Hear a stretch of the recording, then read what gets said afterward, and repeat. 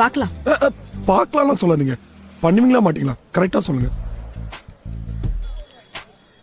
இன்னைக்கு மே 6 இருக்கட்டும். நீங்க என்ன உண்மையிலே லவ் பண்றீங்கன்னா 2 வருஷத்துக்கு என்ன டிஸ்டர்ப் பண்ணாதீங்க. 2 வருஷத்துக்கு அப்புறம் இதே டேட்ல நீங்க என்ன வந்து பாருங்க. அப்போ உங்களுக்கு என் மேல லவ் இருந்ததுன்னா நான் அப்போ உங்களுக்கு பதில் சொல்றேன்.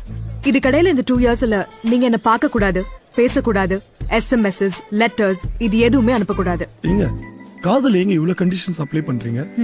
அதெல்லாம் அப்படிதான். 2 வருஷம் கழிச்சு வாங்க. காதலனே உன்னை துடிக்க விட்டு